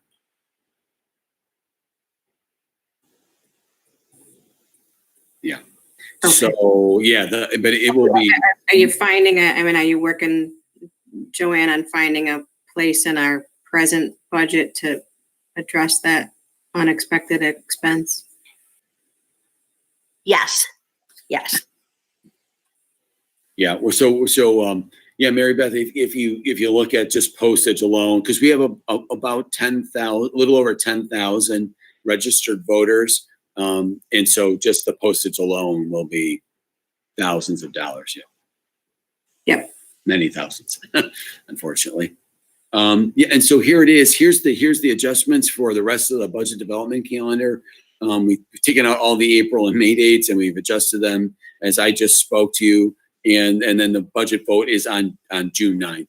So obviously no one will be coming to school to vote. Everything will be delivered. Whatever's received by, my understanding right now is by 5 p.m. on June 9th will be counted. Okay. Brian, what if it's postmarked on June 9th? That doesn't count? And no, originally that's what I had thought. That's what I had heard, Kim, and I could be mistaken again. So maybe it is, but that would delay the count. So it actually has to be received, my understanding, by 5 o'clock on June 9th. And so that's why we need to make sure that we're selecting dates for delivery so that they have time to actually review the documents and get them back into the mail, and so that they'll be returned to us in plenty of time to be counted. And is the Board of Elections providing us a machine to count on the 9th? We're working on that. And so, yes, we're working on that right now so that we don't have to hand count, because, you know, what that would be like. What's taking you so long, Brian? You've known since Friday. Exactly. Well, they said, originally they're like, we're not sure if we have them. Well, I'm like going to be sure, because what else are we going to do? I find it interesting that it's not the postmark of June 9th, because someone could mail something, several days in advance, and because of whatever happens with the postal service, it's not received by 5 o'clock on June 9th. I agree. There was just a lawsuit that was just completed, I think, where it was decided that postmarks count. That was I think if we're talking about the same one, it might have been the Wisconsin one where they were talking about the state Supreme Court judge, and it was, so Wisconsin had a similar deal. That very much could be the truth. So we would have to wait then at least a few days. We would have to get some guidance on how long you would need to wait beyond the 9th to actually receive those that were postmarked the 9th, but come in after that date. Yeah, and when are we supposed to get feedback about whether June 9th at 5 o'clock is the firm date, or are we just waiting to hear from the governor what's going on with that? Or you know what it is? I should have more information. Marnie spent the entire weekend researching, and so she has a lot for us to share tomorrow. Okay. And then you'll report back with us. Yeah. I'll let you know. Mm-hmm. Okay. Thank you. Sure. Thank you. And then I would just say, Brian, that's a kind of a really abbreviated timeline in terms of things. So if you need to share information with the board, or we need to have another special meeting, for those that are listening, we did have a special meeting this week to pass the budget resolution for purposes of publication in the paper to accommodate and comply with those requirements. So if you need additional special meetings from the board, you just need to communicate that out to us, and we can see what we can make happen. Yeah. I would almost, I can almost guarantee we'll need to do something because I'm going to need to inform the board and get your support, because again, like you said, the timeline is really tight to turn this around, and in terms of printing of all these materials, because they're special sizes. There's certain papers we have to use for the ballot. All the addresses and all Yeah, it's a lot. And then just the assembly of the ballots with all the information that has to go in it. And then, of course, the delivery. Right. Yeah. It's a lot. And then would we need a special meeting to accept the results whenever they're decided on? Yeah, I would think that we'll probably have to have a meeting June 9th or after, depending on when that will be. If it is indeed 5 o'clock on June 9th, then we would have to have something scheduled we don't have to have a board meeting, but you just have to convene to accept the results. And if we're waiting for the postmarked documents, then it would have to be a date after that. Maybe we wait 3 days and maybe it's the following Monday or something like that.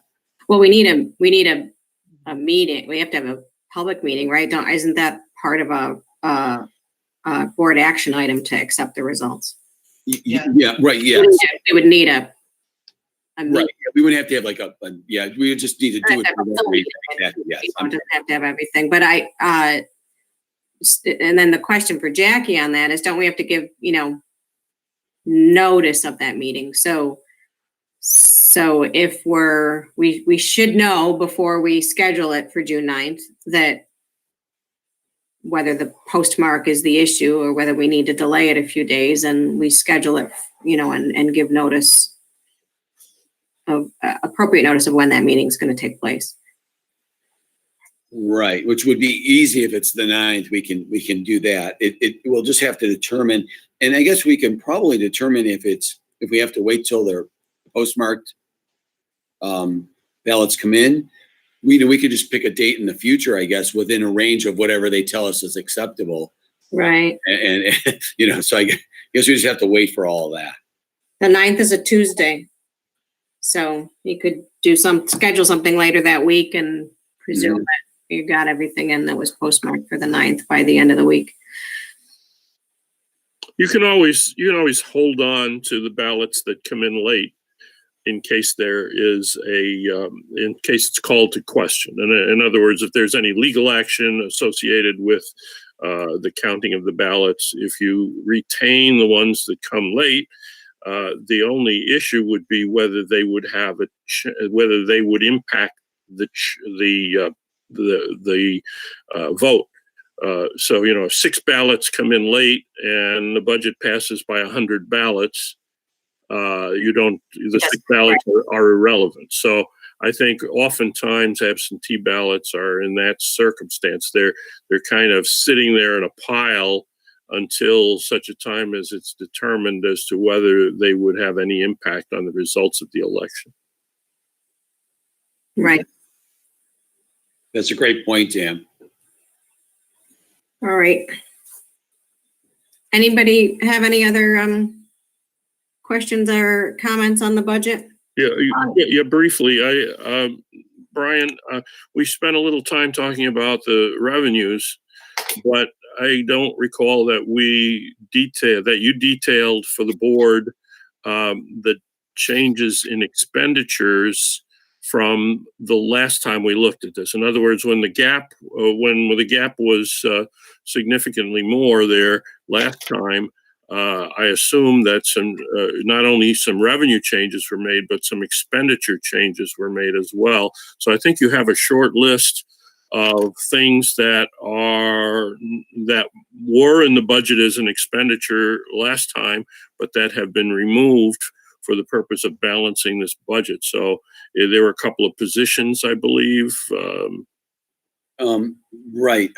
Well, the other piece of it that we're working on is we're looking at not only the position of the social worker and the extra teacher we're going to hire for Parkdale. We also, through really attrition from those people who are not coming back next year, who are retiring, and we're looking at special education and general ed programs, and we're making some adjustments. I don't have the exact details of what that will look like right now, but we're able to use some of those adjustments. Like I said, we don't exactly know how it's going to impact to again, reduce those expenditures to bring the budget into balance. But the next time we meet, I'll be able give you a much clearer picture of what that will look like. All right, so the only two positions that we're holding fire that are still not in this budget that you would like to see in the budget are the social worker and the Parkdale teacher. Yeah, those are, like I would say, our first top. No, those are our two top priorities right now. Yes. Thank you. Yep. Brian, do we have any back? Oh, yeah, I'm sorry. Go ahead, Kim. Oh, I was just going to ask, in terms of, I know in a normal budget year, Brian, you would be out speaking with the community, obviously, to get the information out about the budget and making them aware of all the different issues. And I just wondered, is there any thought in terms of trying to communicate this information to our community? Can I just jump in there, Brian? Just right now, the public's just looking at a PowerPoint. So if there's no more PowerPoint questions, I can take that down and we can have our normal flow. Whichever way you want to do it. They're looking at Does anybody have any questions on the slides? Because then we could just pull that off the screen. I think we're good, Mr. I'm ready to pull that. Okay, thank you. I didn't mean to cut you off, Kim and Brian. No, that was just, that was good. The question. Okay. Thank you. So Kim, yes, I rescheduled our communications committee, which has members from the Rotary and the Kiwanis and the senior citizens. And I don't know the exact date, but it's later this month for that exact reason. As we got closer to pulling the budget together or under, these circumstances, I felt it would be better to be able to share this information as close as we can to having a balanced budget and then sharing the, some of the concerns that we do have and letting them take them back to their organizations as their meeting and share the information for us. And so it's a challenge. I don't know that, that's a really good question. I don't know if they're meeting, remotely like this. I think most of what they're doing is communicating via email. But I don't know that like the Rotary or Kiwanis is having like Zoom meetings to get together. Because if they are, I could certainly ask to attend. But as far as I know, they are not. Yeah. Yeah. Yeah. Brian, I'm sorry. I was going to say maybe a video presentation that could be posted on the website that we could push out to those organizations. They could then send it via email. Perhaps the papers could put notice out that there's a video presentation. So I think a lot of folks it'll be a lot to digest in a very small form if they haven't seen a presentation. Yeah, that's a great idea. We could put something together where I just, probably try to keep it as brief as possible, but we could share the video with the presidents of those organizations. I bet Mr. Leibrock would volunteer to do the video. Oh, there you go. We got a star. Some guest appearances might make it more lively. Yeah. Which Mr. Leibrock? I love that. I like that idea. So yeah, no, that's a great idea. I could certainly do something like that. I could do a presentation. I could do a Google Meet, or a Google video, and just send it out so that they have an idea, because they could easily distribute it to their members and they could watch it by themselves. As long as I think that the trick is keeping it down to about maybe 10 minutes or less. 4 minutes. I was worried about the information getting to people cold and it not being well received if it doesn't have any explanation. Yes. No, I understand. Absolutely. Yeah. The explanation is really important. I was going to say, we also, following that, have it on our website too, so that anyone that wants to access it through the website. Mm-hmm. And Brian, you usually have a PTO meeting and explain the budget. So that's another place to definitely look into sending the video to. Sure. Yeah. And I've been meeting I've met with the PTO 3 times, and we've used a Google Meet, which has gone very well. So I can certainly share that information, and they indeed can push it out to their groups as well. And even for the Kiwanis and the Rotary, for example, if they're not doing video meetings, they might be interested in like just being able to dial in and all having a conversation at the same time. And I think if we could host that and let them just call in and listen and answer questions if they've, seen it already, that maybe some getting feedback that way would be helpful to them. I know the seniors are reaching out to Donna Bodecker and asking her when they can come back in. So they're definitely engaged. And I think that all of those groups are worth reaching out to see if what I'll do is I'll look when my, let's see. I wonder when my meeting is. I'll have to look for that, but hopefully they will all attend. And then I can work with them on how they feel best to push it out to their particular membership. Yeah. And like Mary Beth, I could also have like just an open chat, where we could do something like this and they could be invited. And whoever else would like to show up and just talk to me about it, we could do it more informally. Yeah, just to the extent they're not comfortable, with the video model, they can do it by calling in and listening and asking a question like it was a telephone call. Yeah. And Brian, maybe somebody could make personal phone calls to those folks to invite them. Not necessarily, you, but I think, I know I got the meeting invitation and it just kind of dropped in the pile. So I'm not sure people are as likely to attend without a little nudge. Yes. Gotcha. Sure. Brian, any more information on the SRO officer? No, you know what it is, and it's been on my mind. It's just I haven't had the chance to follow up. I did meet with the mayor and the town supervisor, and we came up with a plan, and they were going back to share that with their groups to see if we can move it forward. But I haven't heard anything back from that, and it has been several weeks. So I will follow up on that. Okay, thank I you. will reach out. Yeah. All right. Anything else on the budget?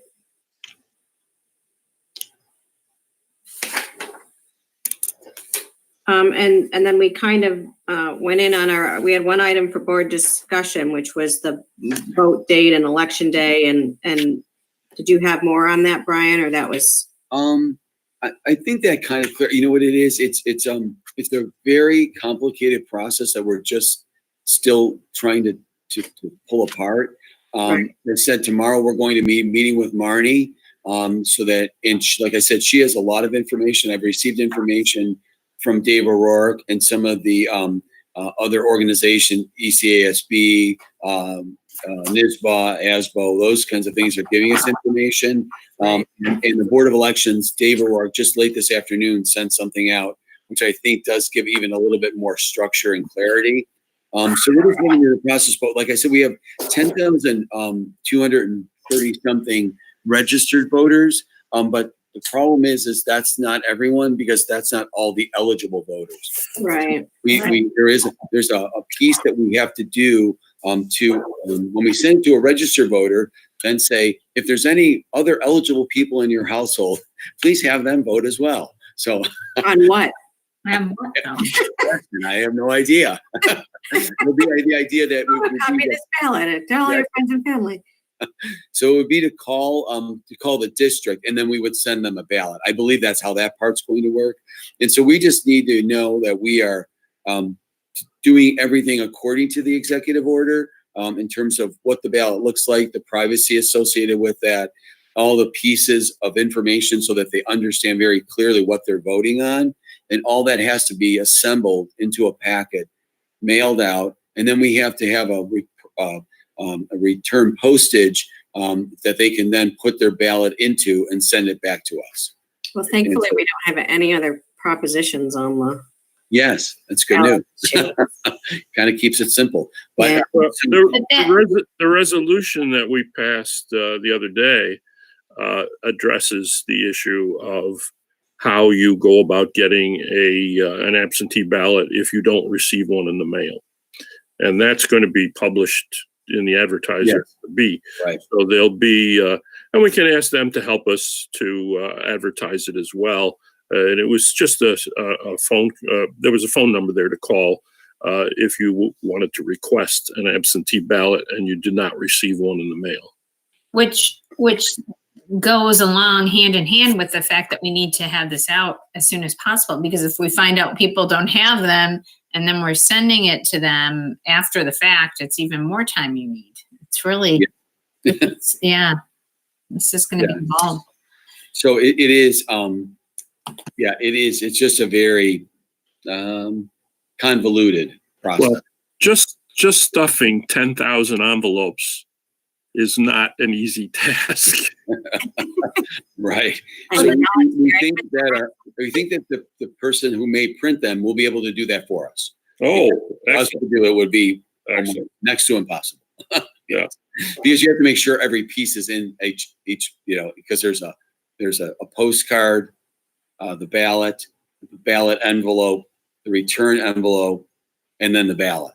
Yeah, that's about $1.50 worth of postage each way. At least, yeah. And Brian, will we have someone sort of doing, I mean, this sounds almost crazy, but will we have someone doing random checks of those envelopes to make sure that everything's in there? Because the worst thing would be is if we sent everything out and found out we were missing one of the pieces of paper that needs to be in there. So like, what are going to be the checks in terms of that to make sure? I think, Kim, it will be automated. So that's going to be like the idea, that it will be happening mechanically.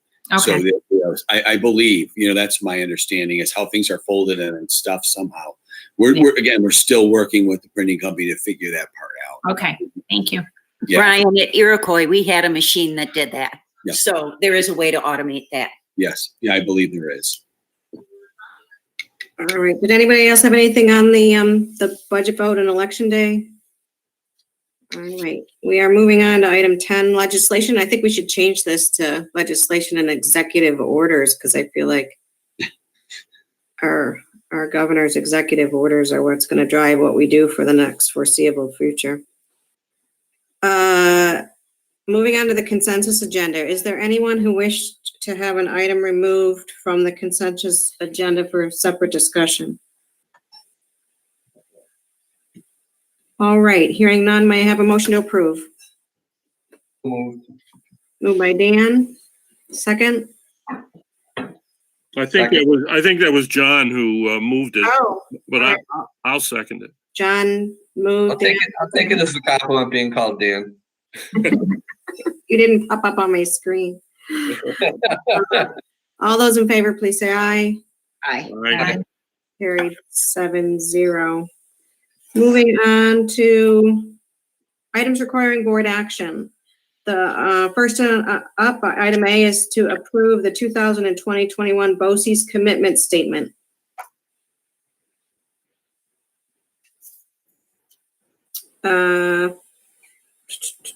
May I have a motion? So moved. Moved by Terry. Second. Second. Seconded by Judy. Discussion. Well, yeah, I brought it up as a concern in the past. Since we don't know what our final revenue situation is going to be, it's very difficult to commit irrevocably to expenditures at this time. So, Brian tells me that it's not really a commitment statement. It's an indication from the district what we intend, hopefully, to ask with regard to services. So based on the fact that whatever you're signing is not legally binding, and we can adjust those services based on our financial situation, then I would have no problem approving it. Don't we always do that throughout the school year? Pull back on BOCES services or add BOCES services? Yeah, please jump in. But Dan, that's basically it's a BOCES commitment, but kind of. It's to the best of our ability, and we do that. Exactly what Mary Beth is saying. We pull back on some and add others throughout the year, and so when I guess this came up with Joanne's group, and they brought it to BOCES, and they asked us if you could just approve it, as we've done, and we'll allow you to make adjustments, especially based on the uncertainty of what's headed our way. So is this, we do this every year, just so that the BOCES can make their own budget, like though they can plan and do their own personnel issues. And so maybe somebody should just suggest they call it something different. Yeah. Right. Well, I mean, that very fact is what worries me, because they commit to a certain level of staffing, and then they come back to us and say, well, you agreed to provide this level of support, then that puts us in a difficult position. So I have no objection as long as it is truly flexible. Well, let me ask this: are the BOCES going to get hit with the same kind of financial hits that the school districts are gonna from the governor with these state aid reductions? I don't know that, Mary. That's a great question. No, that's not my understanding. I mean, I don't know, Joanne. I don't think so, but it is a good question. I don't know 100%. BOCES are funded through their component districts. Exactly. There is no, as far as I know, they get little or no state aid for what they do, that we pay the full boat.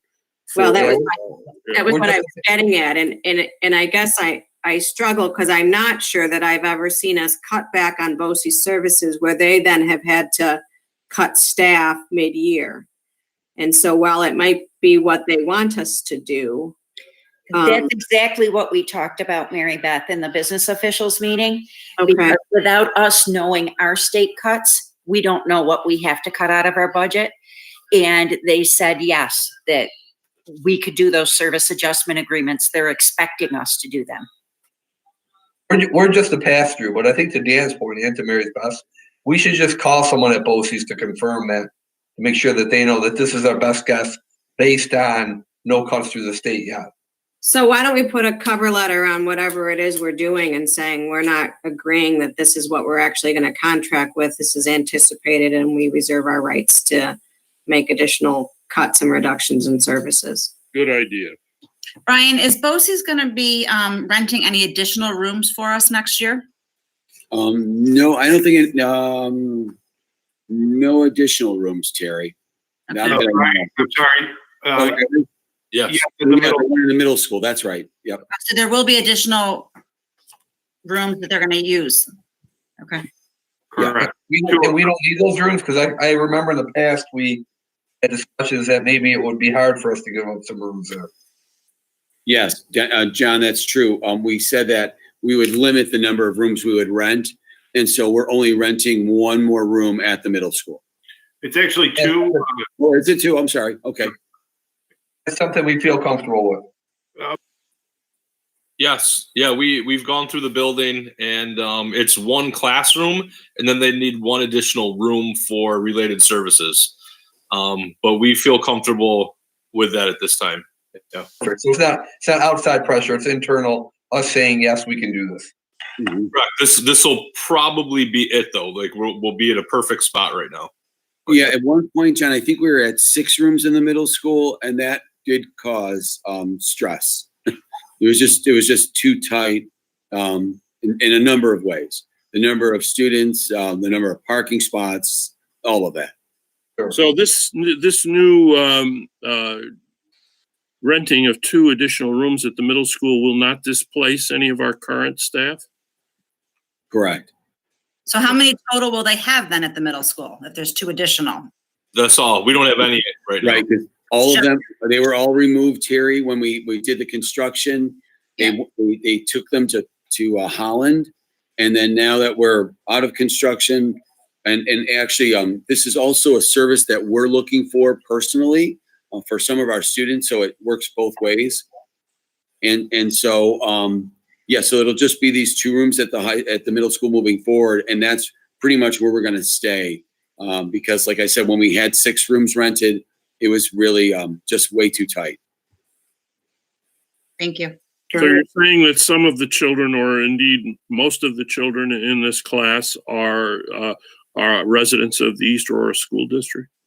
Some, yeah, some of them are. Yeah. No, it'll be populated with others, but we also have some of our own students that we're looking for placement that will be able to actually stay on campus and be here. That's great. The nature of the classroom, right? That's great. That's great too. I just don't want us to be in a position we were in before where we went too far and we didn't have room for our own services that we needed to provide. Correct. All right, then. All those in favor on item A, please say aye. Aye. Aye. Aye. Carried 7-0. Item B, the superintendent recommends the Board of Education approve the corrective action plan to be submitted to the New York State Education Department for our internal audits performed from 2007 for the 2017-18 fiscal year and the 2018-19 fiscal year. May I have a motion? So moved. Moved by Kim. Second. Seconded by Jessica. Discussion. Well, just thank you to Tom Finiziani, who is our internal auditor, for continuing with us year after year and keeping a watchful eye on things internally. And I appreciate that. And thanks also to Kathy Ann Lorca, who is the chair of the audit committee, for watching over the district. I know auditors are not the most popular people in the world, but they perform a really important service. So thank you for them. And pass along our thanks to them too, Dan. All those in favor, please say aye. Aye. Aye. 7-0.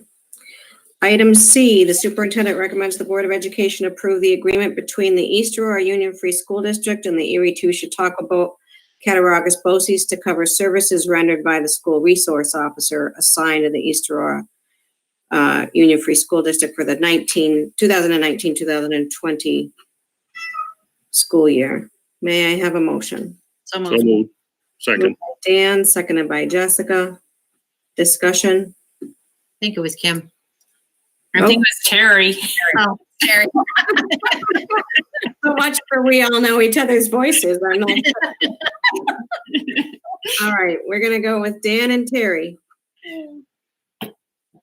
All those in favor, please say aye. Aye. Aye.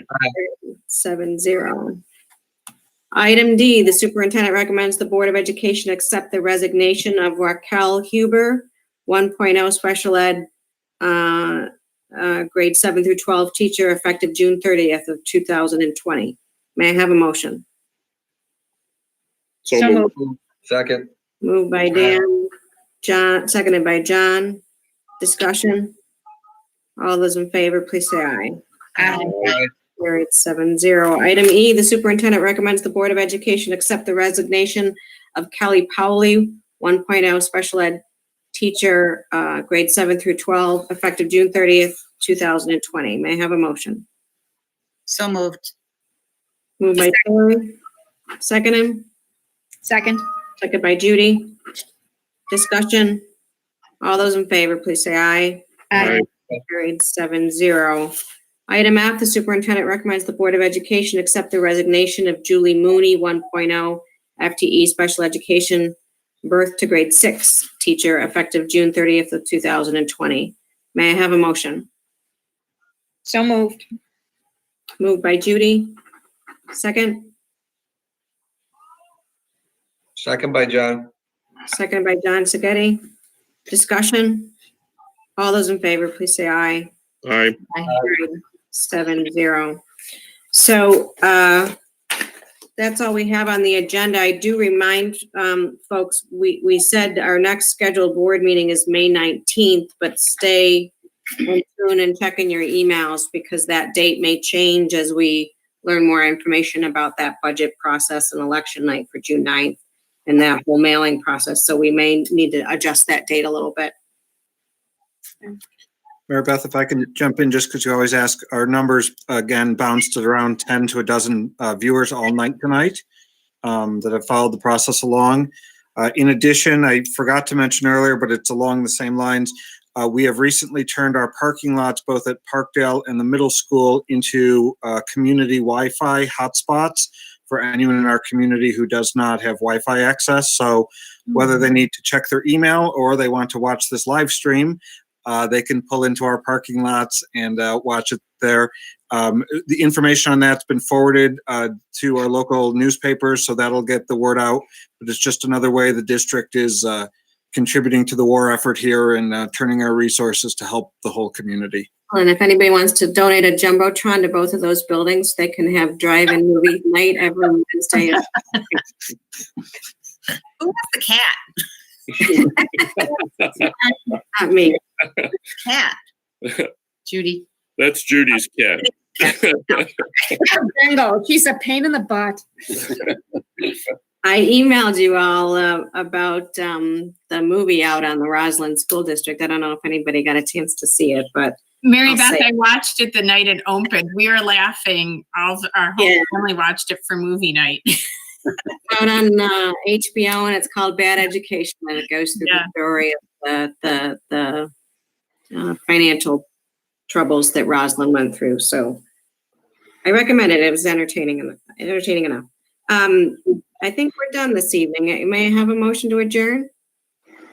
So moved. Moved by Jessica, second. Second. Seconded by Mr. Brunson. I want to thank you all for a good meeting again this evening. I know these times are tough, and I do appreciate everybody's efforts of participating and being respectful to one another. This is we're getting through it. Thank you. you. Thank you, everyone. So much. All those in favor say aye. Carrie, Aye. 7. Bye. Be well. Stay well, everyone.